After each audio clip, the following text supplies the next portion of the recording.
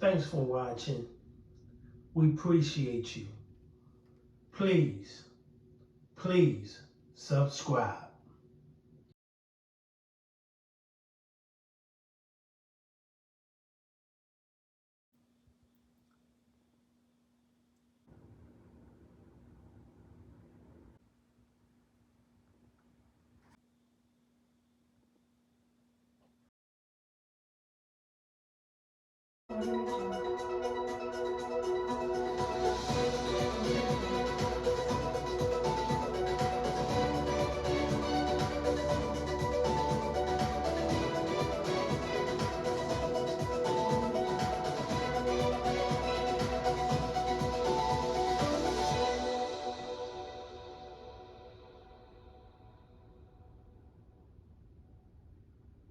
Taking action against domestic violence. And today, several local politicians and law enforcement leaders are bringing attention to a new domestic violence law.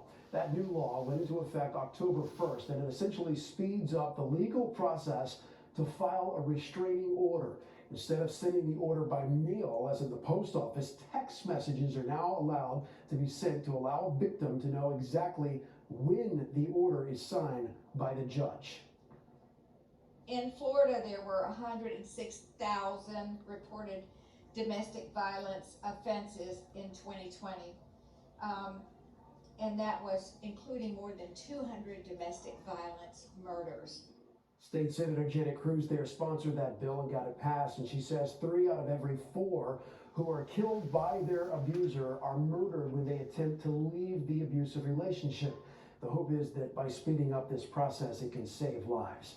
And while the majority of domestic violence victims are women, tonight we're diving deeper into cases where men are the victims. It's rare, but it does happen, and sometimes with deadly outcomes.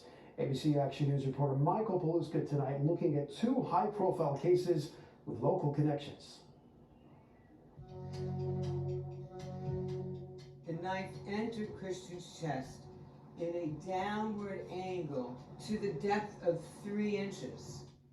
Miami, a social media influencer arrested. We are charging 26-year-old Courtney Taylor Clenny with 1 count of second-degree murder in Christian's death. Miami-Dade County State Attorney Catherine Fernandez-Rundle telling the media at an August news conference all the signs were there. This fight in an elevator with Clenny and her boyfriend Christian Abuselli is key evidence, along with constant noise complaints about violence. It was a homicide. In St. Petersburg, August 19th, Larry Jarrell is found inside the apartment he shared with his partner, Rhiannon Spicer. An eerily similar case where police say Jarrell was stabbed to death. The complaint showing that Spicer had a, quote, Google search history of, do you spend life in prison if you killed someone in self-defense? Our advocates often have a very tough time that sometimes in abusive relationships, sometimes it happens within a 24-hour period that we'll get both partners in the relationship that reach out to us for help. Christine Meister is the outreach program manager at the Spring of Tampa Bay. She did not comment on these 2 specific cases, but spoke in general about what she's experienced when it comes to domestic violence involving men as victims. People look at men when they're the victims and then they make the assumption that the man did something wrong. And there's a reason why they were the victim of domestic violence. Is that accurate? So I think a lot of times when men are victims, they face additional biases, and a lot of that has to do with gender norms.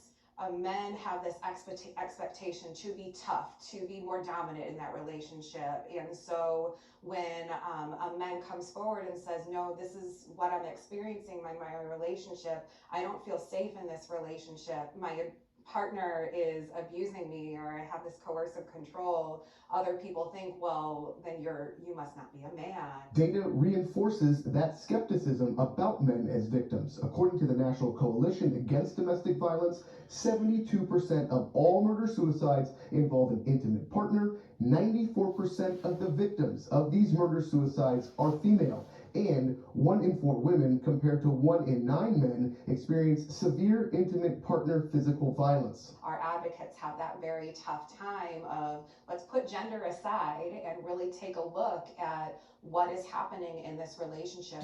Documents show Spicer was arrested in November 2021 for domestic violence, again just weeks before Jarrell was found dead. No contact orders were also in place. In February, court records show that Jarrell was also arrested for domestic violence and pleaded no contest. The couple had 3 children together, and since Spicer's arrest, police still have more questions than answers. Spicer invoking her right to remain silent. Every act of violence in a relationship is always an act of domestic violence.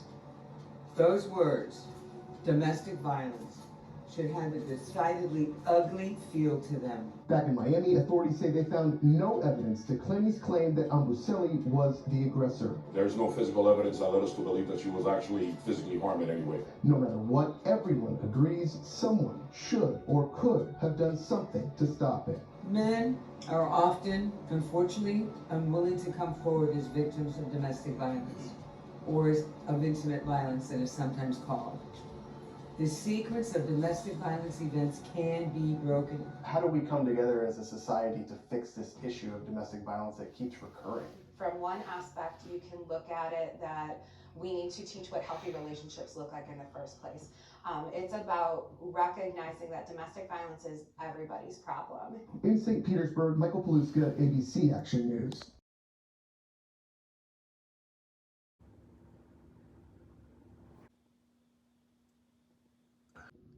Thanks for watching. We appreciate you. Please subscribe.